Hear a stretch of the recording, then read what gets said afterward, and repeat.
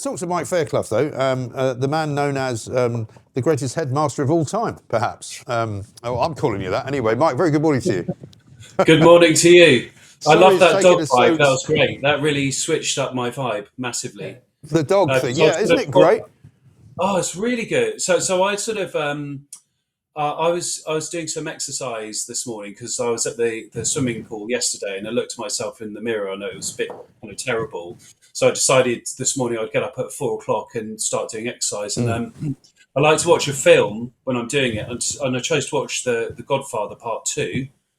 But it kind of sort of got my vibe quite sort of like a little bit negative, and that Yeah. dog clip just switched me out of that completely. I feel like I've been cleansed. It's Yeah. amazing. Well, this is Maybe what we you could have decided to do. the dog father or something. That could be Well, do you know, there is a guy called the Dog Father, because I heard a guy on the radio the other day who actually is a sort of dog behaviourist and talks a lot about, and they were having a conversation, I think it was on Times Radio, about whether you should put a coat on your dog when you take it out in the rain, and whether actually you shouldn't bother because they're basically creatures of nature, and you know, stop dressing them up like you know, they're in some kind of play.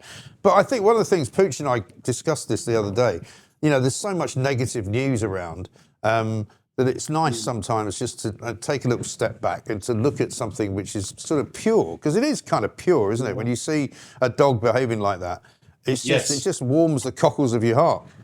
Absolutely, because there's no edges, it's just pure love, isn't it? But then that's the vibe I feel about very young children as well. As you know, I've got 4 kids, and I've got a grandchild and 2 nearly 9-year-old twin daughters, and the energy, that positive energy you get from children as well, is the same sort of thing. Yeah, it tends to be the adults who kind of make the vibe a little bit darker in my experience. Yes. Yeah, well, I mean, I never really am sure what we're going to talk about. It doesn't really matter, because I just quite enjoy talking to you. But in terms of the way that schooling and education kind of changes children, I mean, that's an interesting subject, and one that I'm sure you've got plenty to talk about on, because, you know, we hear all the time about young people. For example, we've got a lot of pieces in the papers today about, you know, generation jobless, that, you know, kids are coming out of school, coming out of university without really any great hope of landing a decent job because there's not many opportunities out there. There's also stories today about how the NHS is looking at offering therapy to kids who might be feeling anxious about this, that, or the other.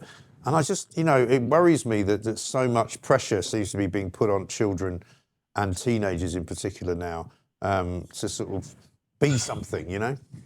Yeah, well, first of all, I think there's too much of an emphasis on mental health, to be perfectly honest. So it can have the opposite effect. So having been in the education as a teacher, deputy head teacher, and then a headmaster for 20 years. So it's like about 30 years I was in the profession, and left 3 years ago. But I saw in the last sort of 10 years of me being a headmaster that there was this massive emphasis on mental health, but particularly the idea that anxiety is somehow a bad thing. And it's not. It's like, it's actually just part of life, and it's a mechanism which is used in order as a sort of survival mechanism.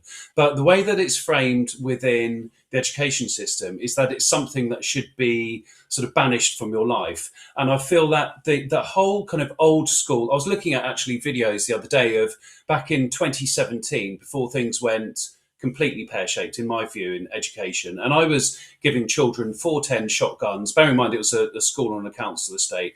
I mean, not in the school, it was on our land, outside the school, by the way. But 410 shotguns, lighting fires, cooking over an open fire, rounding up herds of water buffalo, all of that kind of stuff.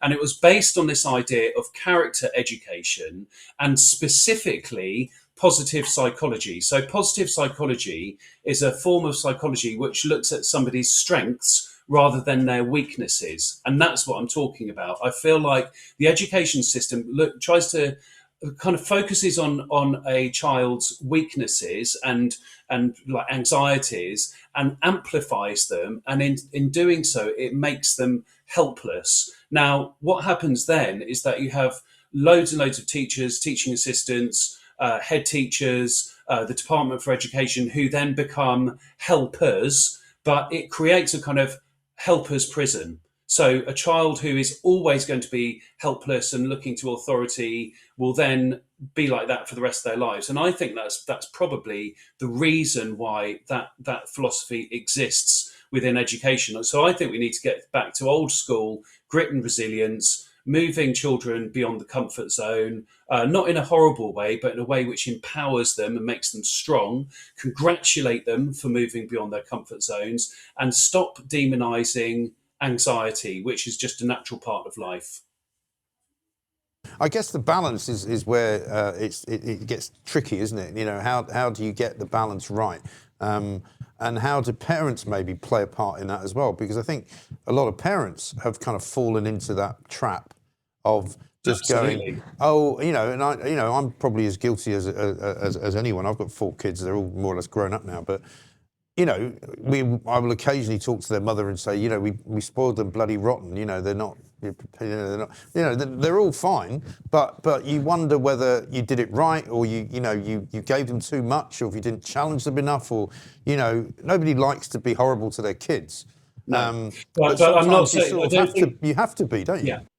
Yeah, but I don't think challenging it. So if it's understood as a philosophy, so the whole concept of moving beyond the comfort zone is a psychological concept that's over 100 years old, and there's a science behind it. So you can push someone too far, and this is adults as well. It's like we all have this. It's like if it's about getting the right balance between the point where you're just beyond the comfort zone, and it's called the point of optimal anxiety, actually. And if you can get to that spot, then you can get into a flow state and you start to do things which you couldn't imagine you were capable of. So that's what I used to do as a head teacher. I used to find that children, when they were confronted with things which they thought was like impossible or difficult. So I'll give an example. We had we did beekeeping at the school. We had 8 beehives, and the children would suit up into their protective clothing, and then with trained beekeepers would look at the bees. And there were children who previously would run away from a single wasp or fly in the playground, who would be covered in hundreds of bees when they were inspecting the hives. And once they'd had that experience and they took their suits off safely out of the area, you could see that they had expanded. Their pupils were dilated, their hairs standing up on end, and that because they'd confronted their fears, they were then able to apply that methodology to the classroom as well. So what we found was that they were able to do their reading, writing, and maths in a more risk-taking and bolder and more confident fashion as a result of those experiences. And I feel like it's those sorts of kind of old school, I call it grit and resilience, like old school, particularly British grit and resilience, which needs to come back into the education system. Because I think what we've done over the last few years, and certainly the last generation, is created quite a needy population, which is then very, very easy to manipulate and control. And of course, governments love that, because then who does the population look to when they need help? Oh, the state. So I see it as part of that plan. Yeah, because the state loves to kind of, this particular government as well, worse than the last one perhaps, loves to give advice out, loves to say, we will help you with this. Ronald Reagan used to say, the most frightening words in the English language are, I'm from the government and I'm here to help you. And you go, no, I don't want your help. Stay the hell away from me. Let me just live my life. Yes. Like you did with that school that you ran. Although I would say leave us alone.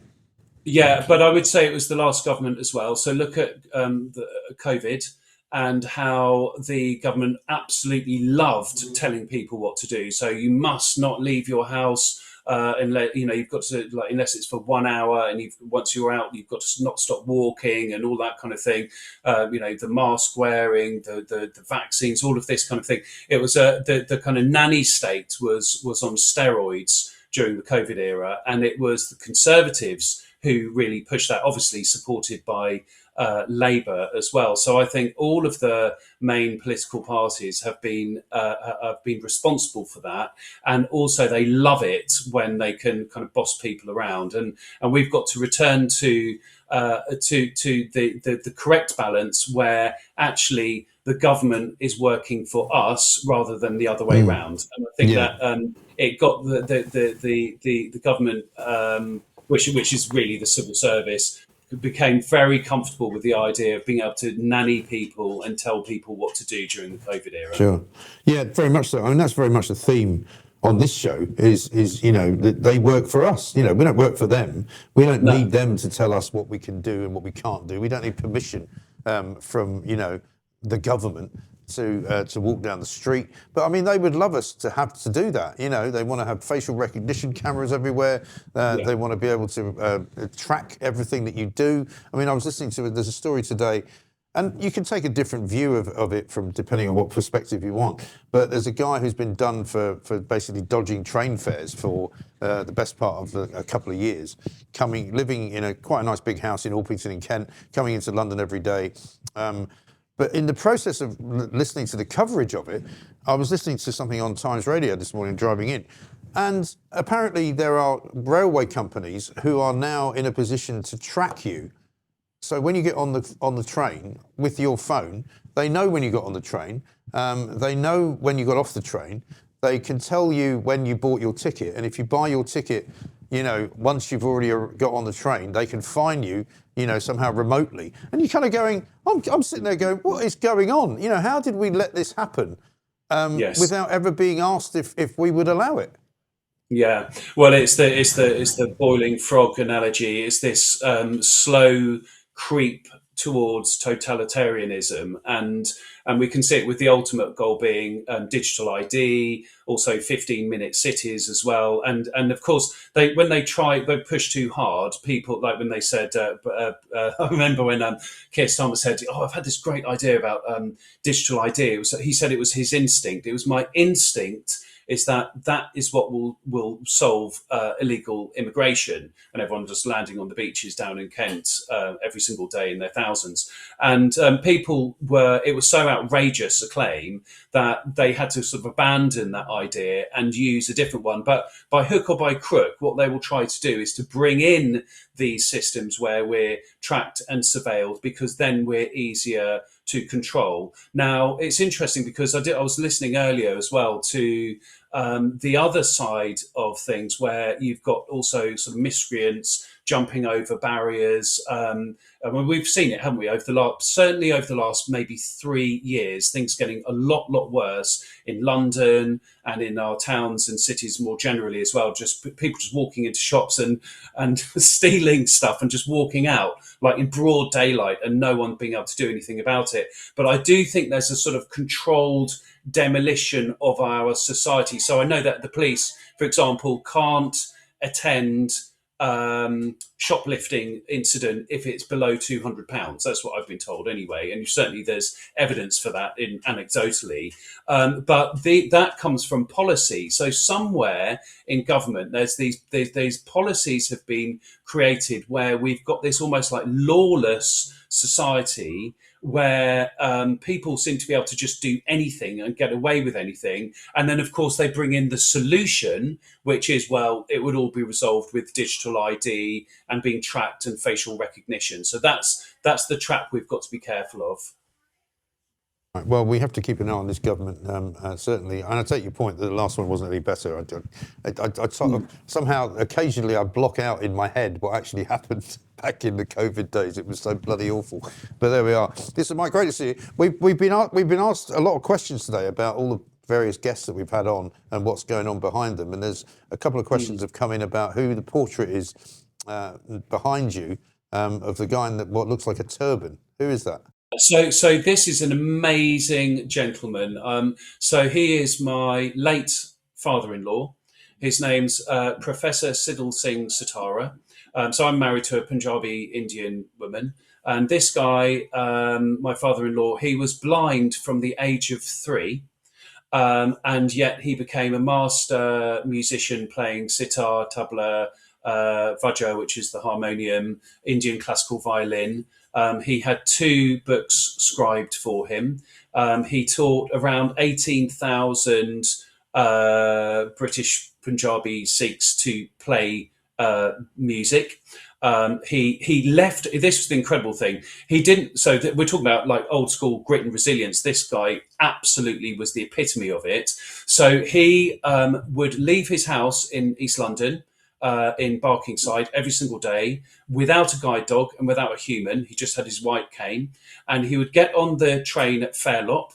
It was the Central Line, and then from on the Central Line he would count the stops to whichever place he had to go to, and there'll be gurdwaras, the Sikh temples and schools, and then he would teach. And he did that 7 days a week, all the way up to his death. He died at the age of 86 about 3 years ago. But an incredible story of resilience and an incredible story of commitment to a culture and a community. So yeah, that's who he is, Professor Siddle Singh Satara. Wow, fantastic. What a great story. Well, Mike, a pleasure as ever to talk to you. Thank you very much indeed. Wasn't really about anything in particular, but that's what I like about it. It's really good. No news is good news. Mike Fairclough, thank you very much indeed. Great conversation that. And what a very valuable lesson learned from Mike, who is one of the foremost, I would say, thinkers in terms of education. He's worked in many schools, and he was a headmaster of many schools as well. And I just really like his attitude to life. Very valuable indeed.